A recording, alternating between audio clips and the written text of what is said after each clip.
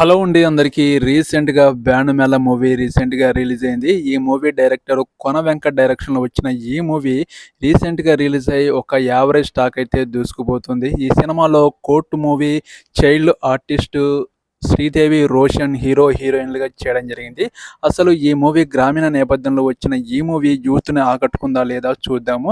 ఈ cinema 20 age వాళ్ళకైతే నచ్చొచ్చు, కానీ ఇంకా పై ఏజ్ అయితే యూత్‌కైతే ఈ సినిమా నచ్చకపోవచ్చు. నాకైతే జస్ట్ యావరేజ్ అనిపించింది. స్టోరీ మాత్రం పాతదే, కానీ ఈ సినిమాలో అక్కడక్కడ ఒకే కామెడీ ఎంటర్‌టైన్‌మెంట్ ఉంది. సాంగ్స్ యావరేజే, కానీ స్టోరీ పరంగా చూస్తే పాత స్టోరీయే. ఈ సినిమాలో హీరోయిన్‌లు మరదలుగా ఉంటారు. అలాగే హీరోయిన్ తండ్రిగా సాయి కుమార్ యాక్టింగ్ చేయడం జరిగింది. వీళ్ళిద్దరూ చిన్నప్పుడే చిన్న గొడవ వల్ల, అంటే కెరియర్ మీద ఫోకస్ వల్ల హీరోయిన్ స్టడీ పర్పస్ మీద వెళ్ళిపోతుంది. అలాగే హీరో బ్యాండ్ మేళం వాయించుకుంటూ ఊర్లోనే ఉంటాడు. మళ్ళీ వీరిద్దరు లైఫ్లో లవ్ అనేది వచ్చిందా లేదా, లవ్ సక్సెస్ అయిందా లేదా అనేది ఈ సినిమా కాన్సెప్ట్. ఈ సినిమాలో హీరోయిన్ తండ్రి సాయి కుమార్ హీరోయిన్కి వేరే పెళ్లి చేద్దామని చూస్తుంటారు.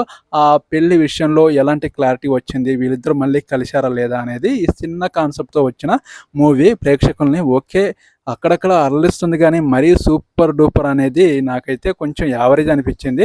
మీకు ఎలా ఉందో కామెంట్ సెక్షన్లో కామెంట్ చేయండి. తప్పకుండా ఈ వీడియోకి ఒక లైక్ చేయండి.